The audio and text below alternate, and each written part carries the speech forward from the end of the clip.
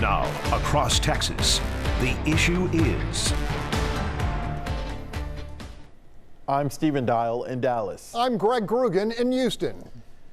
I'm Rudy Koski in Austin. We'd like to say welcome to our new viewers in San Antonio from the Texas Trio. And this is Texas The Issue Is.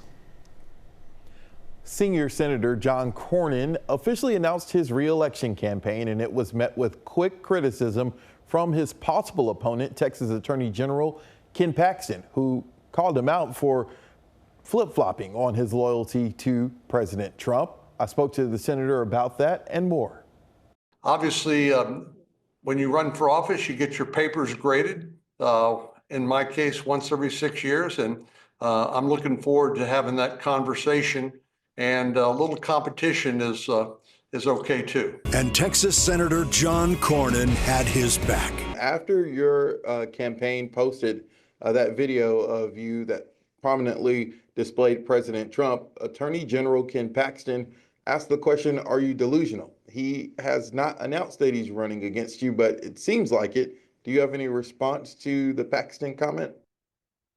Not really. I don't see the point of addressing comments by somebody who's not a candidate. I'll wait until the primary field is identified. I expect there are a number of people will run in the primary, and I've always had a contested primary. Fortunately, the last one I had, I won by 76%. So when somebody decides to become a candidate, then I'll be happy to respond to what they have to say. But until then, I'll just withhold my comments. What would you say in response to your past comments about President Trump before the November election? Well, I would say President Trump was right and I was wrong about his viability as a candidate in 2024. And I'm proud of my record supporting the president during his first term. I had a better voting record than 95% of the members of the U.S. Senate in terms of supporting President Trump and his policies. And now that the president has gotten a mandate from the voters on November the 5th, I think it's my responsibility as part of the majority party to support him and support his policies. So that's what I intend to do. I know the president is using the negotiation tactic of tariffs. None have really stuck just yet. But do you think if he makes the threat of a tariff and actually follows through on it, could that hurt Texans and hurt Americans in the long run? When he says something, you better pay attention, particularly during the campaign where he said that the two biggest issues that he wanted to deal with were the open borders and inflation. And we are busy at work dealing with both of those issues. Our Democratic colleagues said, well, you need to pass new laws in order to control the border. And the truth, as it turned out, we just needed a new president who was determined to pass the law or enforce the law and to deal with the spending, which is the huge problem that most presidents have been unwilling to deal with. But this president, I believe, is. So there's always going to be some changes in a transition like this, but I'm confident that given the passage of time that people will be more reassured in his new policies, particularly on things like tariffs, where he said that reciprocity is this guiding principle. President Trump said that he hopes that Secretary McMahon is the last secretary of the Department of Education. Ultimately, the Department of Education dissolving would have to be an act of Congress. Why do you think it's important to dissolve that department? Most of the education policy in the state of Texas and across the country doesn't occur in Washington, D.C. It occurs in local schools with parents and teachers and administrators and at the state level. And frankly, the federal government doesn't really add much other than additional layers of bureaucracy and red tape. Do you think if the Department of Education goes away, we could see some complaints fall through the cracks if there's not much of a, checks and balances from an outside organization? Well, you won't miss it when the Department of Education goes away. And I would point to you the dismal record of American student performance compared to their peers and around the world. And so something needs to change. And I hope this is a beginning of change, which will allow our students to learn what they need to learn in order to compete in a very challenging global environment. It's just staying the course, I don't think, is the answer. All right, my one word for that is amnesia or blackout. I'll explain later. Rudy Koski, what's your word? Along that term, I was thinking baggage because he's got a lot of baggage, but I decided that I'm going to go and spin up an old Stevie Ray Vaughan song for my word, and that is tightrope. All right, Greg Grugan. All right, my word is undaunted. All right, the Fox Texas Trio will be back to discuss after this break. And we are back. Some say that Senator John Cornyn should just retire and avoid what could be a brutal primary. Greg, your thoughts? Look, Stephen, unless he's genuinely ready to hang it up and relax, I don't think Cornyn should step aside. To do so would signal surrender to the radical wing of the Texas Republican Party. And maybe you guys disagree, but I don't think their ideology represents the majority of Texans. No question the forthcoming primary will certainly be brutal, but it will also be high profile, the kind of race that will attract lots of moderate and independent Texans to the primary race. The type of voter turned off by the likes of Ken Paxton and his laundry list of nefarious actions, or unfamiliar with relative newcomers, say like Wesley Hunt, who is at least rumored to be contemplating a run. This week, Cornyn locked up the endorsement of the Border Patrol Union, and armed with the incumbency, he will certainly get more. Of course, the 800-pound gorilla in this scenario is President Trump, and who, if anybody, he'd support in a very divisive primary.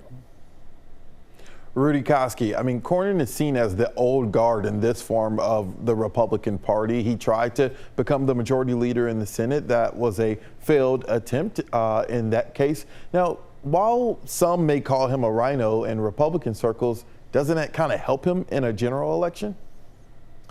You know, Stephen, in a general election, maybe the problem is how, and Greg brought this up, how does he get there, get through the primary, which is why my word for Cornyn in that interview is the song Tightrope. The opening line from that song, caught up in a whirlwind, seems to be a very appropriate description for what the senator is now facing.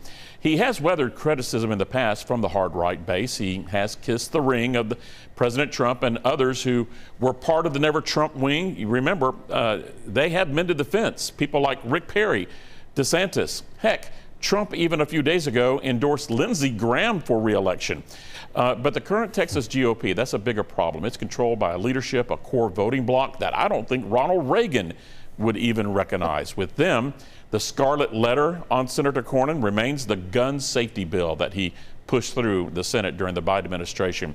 Recent polling shows there's been no fence mending or tightrope walking with that crowd, Stephen.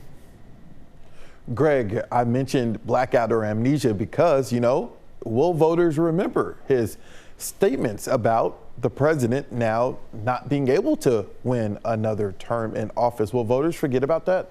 Look, Stephen, Trump can reward Cornyn's expressed fealty by signaling that all is forgotten. Now, from a strategic standpoint, in a tightly contested Senate, renominating a well-known Republican incumbent like Cornyn locks in the seat. Now, on the flip side, consider what happens if you replace Cornyn with a lightning rod like Paxton and all his history. Suddenly, Democrats start seeing the race as winnable. Given the recruitment of the right, moderate, charismatic Democratic candidate, progressive PAC money pours in, funding a scorched earth campaign focused on the Attorney General's character. And who really knows where the president's popularity will be a year from now? My point, Cornyn represents safety. Rudy, you have the last word. You know, I agree with Greg. We know what the attacks are going to be against Senator Cornyn. The question for Cornyn is that will he get down into the mud and get dirty, start throwing rocks at Paxton if it is Paxton? But the only problem is that some of that muddy water has been watered down with the AP just coming out a few days ago with a report saying that the Biden administration DOJ had decided not to prosecute Ken Paxton for the problems that he had. But Paxton still has problems. But again, you got to get into the mud. And in that interview that you did with him, you gave him a chance to hit back, and he didn't hit back. Stephen? Yeah, we'll have to wait and see. And it's going to be totally different if Ken Paxton is a candidate. Well, the issue for Texas Democrats involves rebuilding after another big statewide defeat. When we come back, a top Democrat under the state Capitol dome offers some advice for the new party boss.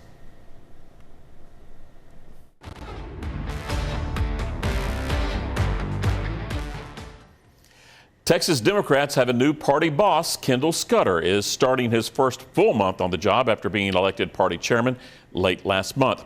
I spoke to Dallas Democrat Senator Royce West if he had any advice as this party tries to right itself after another disappointing November defeat.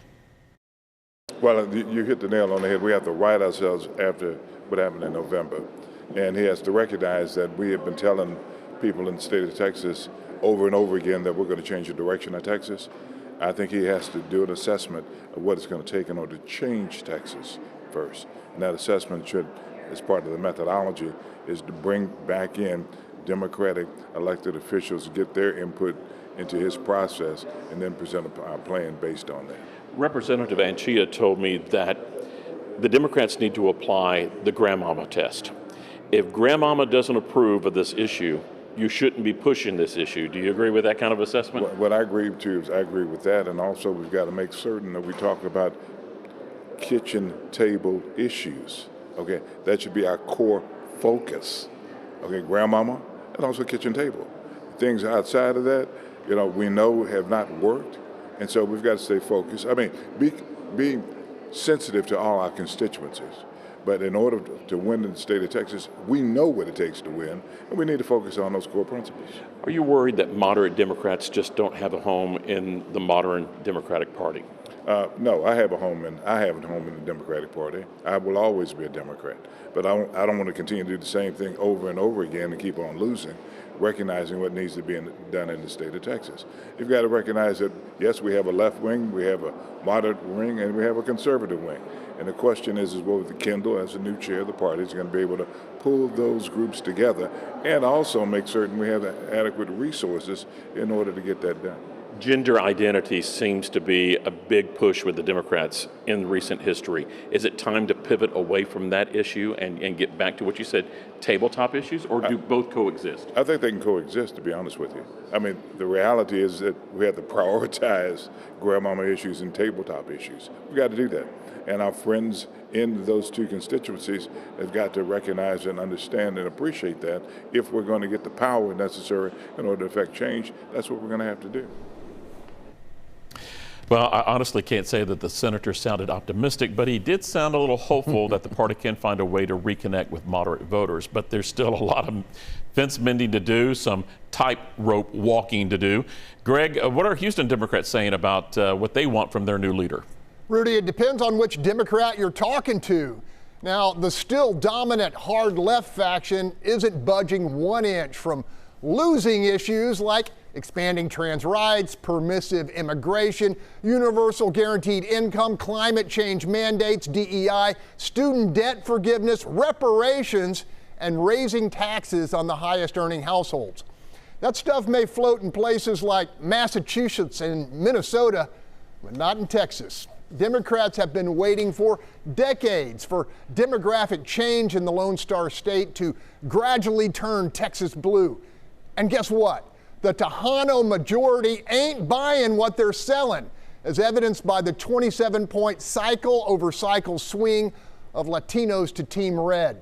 Democrats better start following the advice of their old guard, who are emphasizing a recalibration, a tack to the pragmatic middle, and the patience to exploit Trump policies if they fail to improve the lives of average voting Americans. Rudy? You know, Senator West did indicate in that interview that divisive issues like child sex changes, biological males and women's sports, expanding access to abortion, they can coexist with tabletop issues. Greg, I agree with you. I think that's a big mistake, because a big reason why Kendall Scudder replaced former Chairman Gilberto Hinojosa is his comments after the November election night that the party needed a new direction. Stephen, Scudder is completing his predecessor's term as chairman. He's up for re-election by party delegates in 2026. That's not much time to set a new course. Yeah, it's not, but Democrats have to do something. And as the senator from Dallas County talked about, is in a way, you can't keep doing the same thing. And so Democrats have to find that sweet spot of, okay, what is the thing that they are going to pivot on? And he talked about tabletop issues, and that is why, a big reason why Democrats, fell short nationwide, but definitely in Texas. But then when you come to topics like transgender rights and other topics that, some people may, privately support, but don't want to hear talked about across the airways. I mean, you have to really look at the reality of where we are as a state and as a country. And while some people are more tolerant and are accepting of rights for different groups of people, I don't think it's an issue that some of the Democratic Party wants to be the number one or number two thing you're talking about when the economy is huge and the economy impacts everyone. And so Democrats will have to pivot. They have to find something that they can adjust on. Greg, building on that, the messaging from the Democrats right now seems to be hammering Trump and Elon Musk and the economy. Remember, it's all about the economy. So if there is a recession, is that the opening that they need? Rudy, the Trump tariffs landed with a thud in the stock market this week, prompting a massive sell-off and a rush to the safety of Treasury bonds.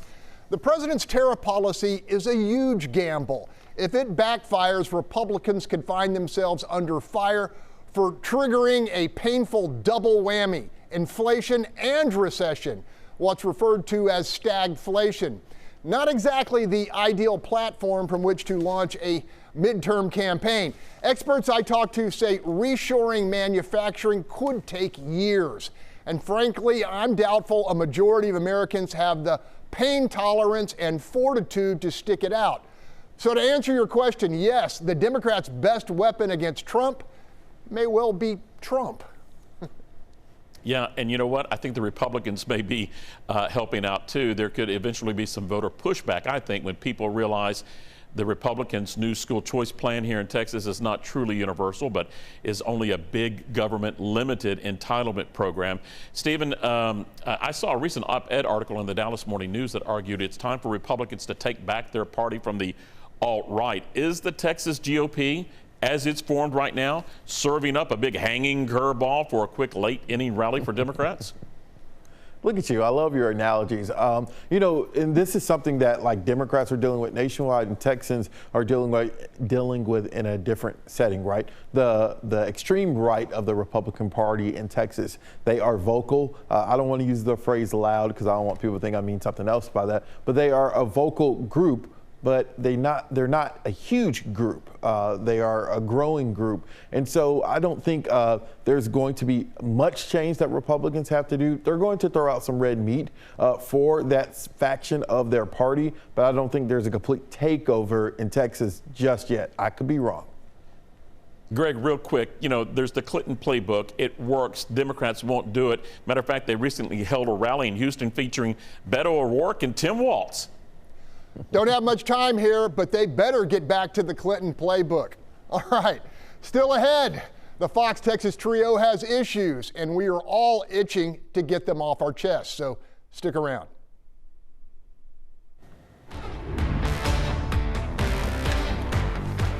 Welcome back. Once again, the Fox Texas trio has issues, and since I'm leading this segment, I get first shot with my fascination over a prospect revealed at the Texas Capitol this week and reported by my colleague Rudy Koski.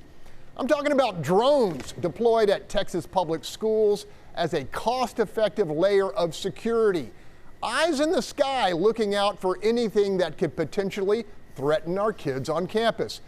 Could this be the type of cost-effective technology that could prove an effective deterrent to all manner of criminal behavior?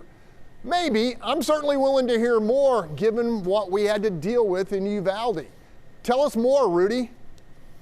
Yeah, I'm kind of interested in that technology. Flying a drone inside a building is really tough. I'm a drone pilot, so but I've seen them do it, and they say they have experts to do it. But boy, it's interesting technology for sure.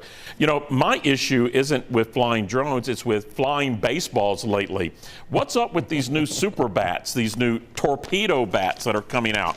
You know, it's tight at the end, fat in the middle, and then you got to hang on to it, and the balls are flying out of the ballpark. You know, if the Yankees, if the Astros were doing this instead of the Yankees, it would be hysteria. And the Astros are cheating. Now everybody's going to do it. And they say it's legal. I thought it was going to be something like, the throwback against the square groove clubs in golf. And they said, no, that's not legal. Now they're saying torpedo bats are illegal. Well, fire away. There goes a ball. There goes a ball. There goes a ball. Stephen, what's your issue as I'm watching these balls? Well, when you talk about baseball, right? And at baseball, you eat a lot of unhealthy food. My issue is a bill that's making its way through the Texas legislature to ban certain foods for food stamp recipients. Now, don't get me wrong. We should all be healthy. And that's coming from a resident of the land of brisket and barbecue. I don't know how we're able to be healthy eating that. But I want some people to kind of take a little slow pitch here because, yes, people on government benefits should not be, wastefully spending their benefits on things. But we also need a law or some type of legislation to look at bringing actual grocery stores to these areas, because some of the areas in the Dallas area where people use food stamps, they have a 1-hour bus ride to a grocery store to get fresh produce. So it's not as simple as saying if we take away sodas and chips from your food stamps, you'll be healthy, because they'll still get it. That's just my opinion. That's all the time we have to see this episode or any of our past ones. Go to our station's YouTube channels. And you can continue this conversation on our social media sites. There is one thing certain in Texas, and that is political controversy. We'll be back next week to talk about it. But in the meantime, don't forget to let us know what you think the issue is.